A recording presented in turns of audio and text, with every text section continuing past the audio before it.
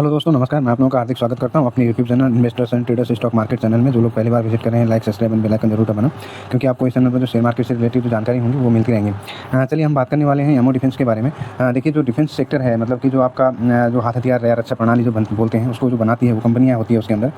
तो जो इंडिया का जो डिफेंस सेक्टर होता है, पूरा का पूरा जितने भी डिफेंस से रिलेटेड होती है, जो डिफेंस में मतलब कि जो भी मतलब अपना योगदान देती है, उन कंपनियों का एक इंडेक्स बना हुआ है। उस इंडेक्स में आप यदि इन्वेस्टमेंट करते हैं तो वो स्टॉक जो होते हैं वो सारे स्टॉक में जो है इन्वेस्टमेंट हो जाता है। तो उसी के बारे में हम बात करने वाले हैं। मैंने ऐसे पहले भी आपको काफ़ी वीडियो बना के दिया हुआ है एमओ डिफेंस के बारे में, आप जाके चैनल पे जाके चेकआउट कर सकते हैं। चलिए हम शुरू करते हैं। इसके जो डिटेल्स हैं, पहले इसको हम देख लेते हैं। ये जो है 2024 में जो है लिस्ट हुआ था, 27 अगस्त 2024 में। अभी 26 अगस्त 2025 में 1 साल हो गया और 26 में इसको 2 साल होंगे, ठीक है। उसके बाद इसने जो है 52 वीक का लो लगाया था 25 अप्रैल 2025 में 71.93 का आया था, मतलब कि 71-72 के आसपास आया था, ठीक है। और इसने जो हाई लगाया था ये 102 का लगाया था जुलाई 2025 में। उसके बाद वहाँ तक पहुँचा ही नहीं, अभी वहाँ के आसपास पहुँच रहा है, अभी बीच में पहुँचा भी था तो वहाँ से नीचे आया एक बार, ठीक है। उसके बाद जो डिलीवरी परसेंटेज है, डिलीवरी कोई खास मतलब कि नहीं उठी है, 62.87% की है, मतलब लगभग ठीक है, ठीक ठाक है उठी है, ठीक है। यदि 70 से ऊपर जाती है डिलीवरी तो हम उसको मतलब अच्छी डिलीवरी बोलते हैं, बट 62 है तो ठीक ठाक डिलीवरी उठी हुई है। और इसका जो मार्केट कैप है वो जो है 1376 करोड़ का है। और जो परसों जो ट्रेड हुआ है इसमें 59.11 करोड़ का हुआ है, मतलब 59 करोड़ 11 लाख का इसमें जो है डिलीवरी, मतलब कि जो ट्रेड हुआ है वैल्यू लगा है। उसके बाद हम एक बार देख लेते हैं हिस्टोरिकल डाटा में जाके, तो यहाँ पे क्या हुआ है हम एक बार चेक कर लेते हैं, ठीक है। उसके बाद हम एक महीने का हम देखेंगे, लंबा नहीं जाएंगे। यहाँ पे हम 27 मार्च से हम बात करते हैं। 27 मार्च को जो है 39 करोड़ का वैल्यू लगा था। उसके बाद इसने हाई लो लगाया था 77-80 का 30 मार्च में, ठीक है। 27 में जो है फ्राइडे था, 28-29 में जो है सैटरडे संडे था, ऑफ था। तो 30 मार्च को यहाँ पे देखो 77.80 का आया था। तो लोगों ने वहाँ पे पैसा ठोक दिया। 90 करोड़ 9,96,873 करोड़ का यहाँ पे वैल्यू लगा, ठीक है। उसके बाद अगले दिन जो है 39 करोड़ का लगा, 39 करोड़ 65 लाख, फिर 38 करोड़ 93 लाख, 24 करोड़ 13 लाख, 21 करोड़ 45 लाख, फिर यहाँ पे देखो 36 करोड़ 46 लाख का वैल्यू लगा था। ये वैल्यू लगा था 8 अप्रैल को, यहाँ पे देख सकते हैं। उसके बाद यहाँ पे 45 करोड़ का वैल्यू लगा, उसके बाद 27 करोड़ का लगा, 28 करोड़ का लगा, 27 करोड़ का लगा, 36 करोड़ का लगा, 42 करोड़ का लगा। यहाँ पे 47 करोड़ 36,50,459 का वैल्यू लगा था 17 अप्रैल में। देखिए कितना अच्छा वैल्यू लग रहा है। और मैं भी यही देख रहा था कि ये जो है ये हुआ एक CPSE ETF जो मैंने इससे पहले वीडियो बनाया हुआ है, वो डाउन क्यों नहीं हो रहे हैं, ना तो वो गिर रहे हैं ना भाग रहे हैं। तो मतलब कि इस बार की जो सिचुएशन थी तो इसमें पूरी दुनिया गिर गई थी, पूरा स्टॉक मार्केट गिरा हुआ था, बट जो CPSE ETF था और एमओ डिफेंस था, ना तो गिर रहे थे ना भाग रहे थे। तो जो CPSE था उसने तो अपना जो ब्रेकआउट दे दिया है 106 का, जो उसका ब्रेकआउट था वो ब्रेकआउट देके 107 तक पहुंचा था। बट ये जो है अभी ब्रेकआउट नहीं दिया है, 106 का इसका जो है जो हाई था वो जब तक नहीं टूटता है तब तक ये जो है ऐसे ही चलता रहेगा, ठीक है। यहाँ पे हम आप देख लेते हैं। यहाँ पे 29 करोड़ 99 लाख का यहाँ पे लगा था 21 तारीख में, 23 करोड़ का 64 लाख का लगा, 47 करोड़ 89 लाख का लगा, उसके बाद 38 करोड़ 55 लाख का लगा, और 59 करोड़ यहाँ पे कल लगा था। ढोली में देखो 60 लाख का हुआ, यहाँ पे 39 लाख का हुआ, 48 लाख का हुआ, 24 लाख का हुआ, 31 लाख का हुआ, 49 लाख का। मतलब वॉल्यूम भी आप देख सकते हैं कि वॉल्यूम भी अच्छा खासा होता है इसमें, ठीक है। इसमें जो मतलब कि जो डिफेंस देखो यहाँ पे जो इसने हाई बनाया है 99.96 का बनाया था, तो ये जो है अभी अपना जो हाई है वहाँ तक लगभग पहुँच रहा है। एक बार हम इसका जो ये देख लेते हैं कि भाई इसने रिटर्न कैसा बना के दिया है, ठीक है।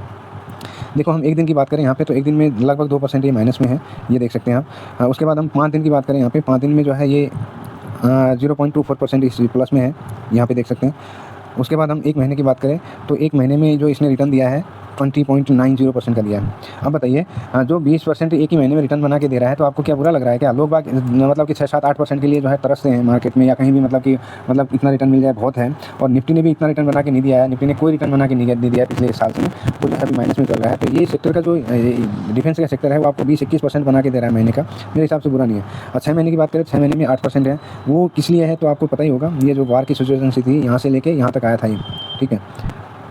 उसके बाद हम ड्यूरिंग ईयर की बात करते हैं, तो ड्यूरिंग ईयर में देखो 14-15% का इसने रिटर्न बना के दिया है। उसके बाद हम मैक्सिमम की बात करें, एक साल की बात करें, तो एक साल में इसने 27-28% का इसने रिटर्न दिया हुआ। देखिए आप, एक साल में 27-27.5% का रिटर्न यहाँ पे आपको देखने को मिल रहा होगा। उसके बाद हम यहाँ पे 5 साल की बात करें, 5 साल हुए नहीं इसको, यहाँ पे 27% का ये जो है रिटर्न दिखा रहा है, ये देख सकते हैं। 2 साल ही उसको कंप्लीट हुए हैं। उसके बाद मैक्सिमम की बात करें मैक्सिमम भी आपको यही दिखना होगा, ठीक है। ये देखो काफ़ी वोलेटाइल होता है और गिरता भी बहुत है और उठता भी, मतलब कि भगता भी बहुत है तेज़ है। यहाँ पे देखो आप ये जो है आपका 93 का लगा था, 93 से ये जो है सीधा धड़ाम से आया था। यहाँ पे बता देते हैं कितना परसेंट गिरा है ये। यहाँ पे देखो ये लगभग 14% यहाँ पे गिरा था 6 मार्च 2026 से 27 मार्च 2026 तक। ये जो है 14 मतलब कि 15% का यहाँ पे गिरावट हुई थी इसकी, ठीक है। उसके बाद हम देख लेते हैं यहाँ पे उसके बाद इसने ये जो है कितना चढ़ा है, ठीक है। यहाँ से लेके यहाँ तक देखो कितना बड़ा मूव दिया है इसने, वो हम देख लेते हैं। अभी कल तो थोड़ा माइनस था, तो हम वो वाला ही देख लेते हैं। हाँ, यहाँ से लेके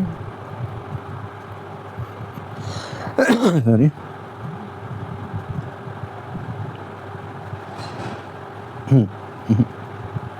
हाँ, अरे नहीं हुआ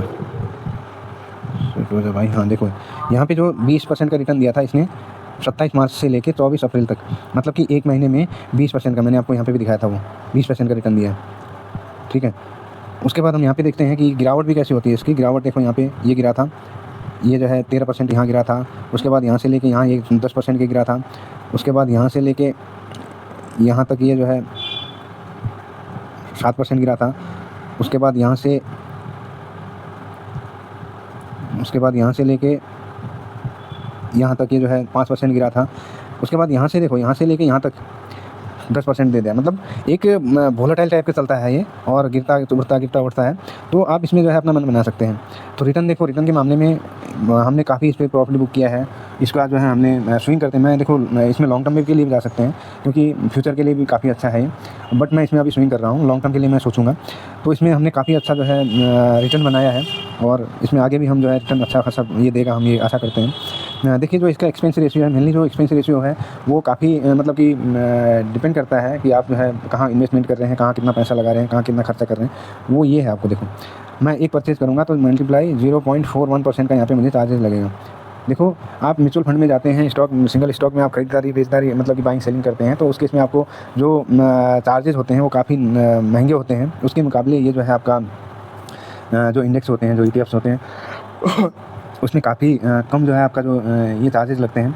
म्यूचुअल फंड की बात करें, देखो म्यूचुअल फंड एक हिसाब से बुरा नहीं है, बट बुरा उसलिए है कि ये भी उसी तरह काम करता है, बट वो इसलिए मुझे अच्छा ही नहीं लगता है कि यदि आप मार्केट आज सुबह से लेके मतलब कि डाउन चल रहा है, ठीक है, डाउन चल रहा है, तो लास्ट में जाके आपका जो है 3:30 बजे जो है मार्केट पहुँच गया, मतलब कि ऊपर पहुँच गया। जैसे सुबह से नॉर्मल मार्केट चल रहा था, ठीक है, अचानक 3 बजे मार्केट जाके यहाँ बंद हुआ, ठीक है, आपका जो SIP है वो यहाँ लगा दिया आपने, मतलब यहाँ इन्वेस्टमेंट कर दिया, तो आपका जो NAV है ना वो यहाँ का ना मिल के वो यहाँ का मिलेगा। तो ये चीज़ बड़ी बुरी लगती है। और दूसरी बात कि आपका जो इन्वेस्टमेंट है उसमें काफ़ी चार्जेज होते हैं, उसमें आपका एग्जिट लोड वगैरह वगैरह, मतलब बहुत सारे चार्जेज लगाते हैं वो लोग। तो उसमें उससे बेटर है इंडेक्स ही है वो भी, और वहाँ भी इंडेक्स में जाते हैं, यहाँ भी इंडेक्स में जाते हैं। और आप जब आप रिडीम करने भी जाएंगे तो आपके साथ यही होगा, आप यहाँ का ऑर्डर भी लगाएंगे तो आपको मिलेगा यहीं का। यदि आप मार्केट नीचे से मतलब कि ऊपर चल रहा होगा, आपने यहाँ पे रिडीम के लिए लगाया, मार्केट जाके क्लोज हुआ यहाँ, तो आपका यहाँ का जो है NAV मिलेगा। तो इसलिए थोड़ा हम जो है उसकी तरफ मतलब कि काफ़ी वो है, मैं इसलिए नहीं जाता हूँ। देखो SIP तो मेरी भी चल रही है, मतलब ऐसा कोई नहीं होगा कि जो म्यूचुअल फंड में नहीं इन्वेस्ट हो रहा होगा, बट मैं बीच में उसको जो है विड्रॉल कर लेता हूँ, तो वहाँ से मैं इसमें आ जाता हूँ, ठीक है। और रिटर्न की बात करें तो 70% का यहाँ पे दिख रहा है आपको, 3 महीने में, 6 महीने में 10%, 1 साल में जो है आपका 32%, और ऑल टाइम की बात करें तो 15%। कैटेगरी वाइज एवरेज की बात करें तो 0.08% यहाँ पे है, -1.79 है, और 6.67%। और इसमें देखो मेनली 3 सेक्टर होते हैं, आपका एरो एंड डिस्पेंस हो गया, उसके बाद कास्टिंग एंड फॉर्गिंग हो गया, उसके बाद कैपिटल एंड गुड हो गया, ठीक है। यही 3 सेक्टर मेनली होते हैं जो मैंने आपको उसमें स्टॉक दिखाए थे, मतलब कि इससे पहले मैंने ग्रो पावर का भी बनाया है, उसको आप ज़रूर देखना। और उससे पहले मैंने आपको एक CPSE का बनाया है, CPSE में भी यही स्टॉक लगभग होते हैं, तो यहाँ पे देख सकते हैं, ठीक है। यहाँ पे जो स्टॉक की बात करें तो इसमें 15 स्टॉक होते हैं, 1 2 3 4 5 6 7 8 9 10 11 12 13 14 15 16 17 18 19 स्टॉक हैं, ठीक है। 1 2 3 4 5 6 7 8 9 10 11 12 13 14 15 16 17 18 19 स्टॉक होते हैं, ठीक है। 19 स्टॉक है, देखो आप यहाँ पे ये तो आपको पता ही होना चाहिए।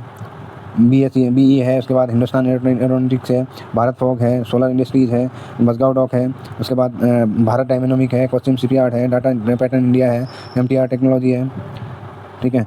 उसके बाद अस्ट्रो माइक्रोवेव प्रोडक्ट है, यहाँ पे देख सकते हैं, जेन टेक्नोलॉजीज़ है, उसके बाद garden reach ship builders and engineers है, BEML है, डायनामिक टेक्नोलॉजी है, ये पे एक्साइड टेक्नोलॉजीज़ है, अपोलो माइक्रो सिस्टम है, उसके बाद पारस डिफेंस एंड स्पेस टेक्नोलॉजीज़ है, मिश्रा धातु निगम है और इकोपोस है। मतलब इस तरह की सारी कंपनियां इसके अंदर आपको मिलेंगी। और इसमें जो है अभी देखो पिछले 2-3 दिन से ये जो है काफ़ी मतलब कि अच्छा चल रहा था, तो अचानक जो मार्केट कल जो है मार्केट गिरा है, ऐसा नहीं कि एक ही सेक्टर गिरा है, मार्केट पूरा सेक्टर गिरा था। मेनली जो IT था उसने जो है मार्केट में काफ़ी जो है हलचल मचा दी थी। वो इसलिए कि जो उसका इन्फोसिस और एशिया टेक्नोलॉजी का जो है रिजल्ट आया, उनका जो रेवेन्यू था मतलब कि जो उनका एक्सपेक्टेड था उससे कम आया, तो उसकी वजह से लोगों का थोड़ा वो हो गया, तो इसलिए जो है कुछ ज़्यादा ही बिकवाली हो गई। तो यहाँ पे देख सकते हैं आप यहाँ पे 1-2% तो मतलब नॉर्मली गिरे हुए हैं। यदि सिंगल स्टॉक की बात करते हैं हम लोग, मैं पहले से ही बोलता हूँ इसमें और हर वीडियो में बोलता हूँ सिंगल स्टॉक में क्यों नहीं जाना चाहिए, और मेनली जो हमारा जो इंडेक्स है उसमें क्यों जाना चाहिए। मेरा मेन रीज़न यही है आपको ये बताने का कि आप जहाँ पे सिंगल स्टॉक की बात करते हैं, यदि आपके पास सोलर इंडस्ट्री का एक स्टॉक होता तो आपका जो स्टॉक आज जो है -4.39% माइनस होता, ठीक है। तो आपका जो पोर्टफोलियो होता वो इतना माइनस होता, ये आप देख सकते हैं यहाँ पे, ये आपका -4.39% ये माइनस होता है आपका पोर्टफोलियो। मैं इसलिए बोलता हूँ कि आपको जो है सिंगल स्टॉक में नहीं जाना है। और यहाँ पे देखो ये 3.90% है, ये देखो यहाँ पे -1.39% है, उसके बाद यहाँ पे 1.61% है, ठीक है। इसी तरह का ये दिख रहा है, यहाँ पे दिख रहा होगा। तो बट हम जो लोग ये तो इतने गिर गए हैं, बट हम इतने कम क्यों गिरे, 0.3 मतलब इतना 1.89 क्यों गिरे हम, ये क्यों गिरे हम। ये एवरेज होता है, जो भी गिरावट होती है इसकी, इन सब की जो गिरावट होती है उसका एक एवरेज होता है, उसी एवरेज के बेस पे जो है उसका जो है मतलब गिरावट दर्ज होती है। देखो अगर हम चढ़ते भी तो सारे इतने चढ़ते तो हम जो है उतना वहाँ पे 1.89% चढ़ते हैं। आज ये सारे इतने गिरे हुए हैं, कल के दिन ये सारे इतने ही उठेंगे तो हम 1.89% जो हमने आज गिरावट देखी वो हम जो है प्लस में देखेंगे। यही होता है इंडेक्स में रहने का फ़ायदा। और दूसरी बात मुझे इंडेक्स का यही बढ़िया लगता है, यदि इनमें से कोई भी स्टॉक होगा वो परफॉर्म नहीं कर रहा होगा तो उसको बाहर का रास्ता दिखाया जाएगा, उसकी जगह उसकी कैटेगरी का दूसरा मतलब कि उसकी एंट्री दी जाएगी। देखो आप स्टॉक में खेल रहे हैं, पेनी स्टॉक में घूम रहे हैं, या कोई भी ऐसा स्टॉक में खरीद रहे हैं, यदि आप वहाँ स्टॉक में खरीद रहे हैं तो अगर उस स्टॉक में दम होगा तो वो जो है इंडेक्स में आएगा ना, उस इंडेक्स में किसी भी इंडेक्स में होगा वो स्टॉक तो अपने दमबूते मतलब बलबूते पे होगा। अगर किसी स्टॉक में दम नहीं है तो किस बेस पे आएगा बताओ इंडेक्स में। तो यही था मेरा कि जो अगला इसका जो टारगेट है, देखो मैं आपको बता देता हूँ।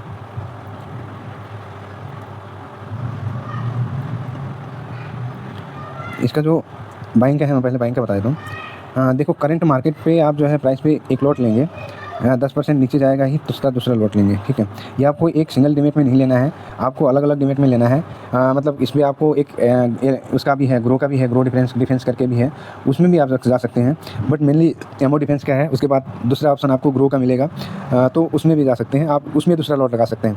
एक ही मतलब कि जो ये है मैंने जो आइडिया बताया, एक ही में आप एवरेज मत करिएगा, इसलिए कि आपका जो एवरेज होगा उसमें बेनिफिट नहीं होगा। यदि ये नीचे आता है तो दूसरा लॉट लगाएंगे, तो उसके बाद ये ऊपर 10% तक का आप जो है इंतज़ार करना पड़ेगा।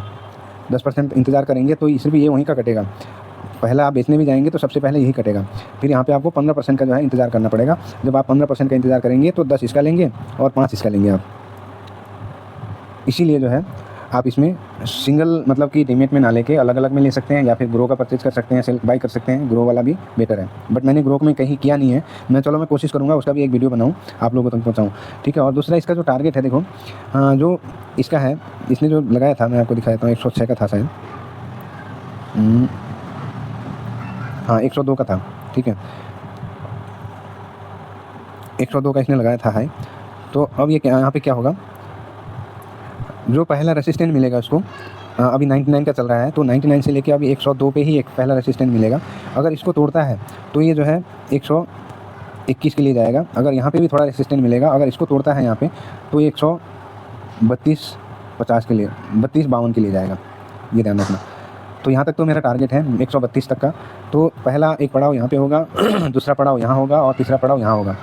देखो ये आज जाएगा, कल जाएगा, परसों जाएगा, 1 साल बाद जाएगा, ये तो कहीं नहीं कह सकता, लेकिन ऐसे ही होगा, आप ध्यान रखना इसका, ठीक है। और वीडियो देखो, मैं कोई सेबी रजिस्टर नहीं हूँ, मेरा वीडियो बाई सेल के लिए कोई रिकमेंडेशन बिल्कुल भी नहीं है। यदि आपको बाई सेल करना ही है तो अपने फाइनेंशियल एडवाइजर से एडवाइस जरूर लें, और पैसा आपका है, रिस्क आपका होगा, इसके लिए आप जिम्मेदार खुद होंगे।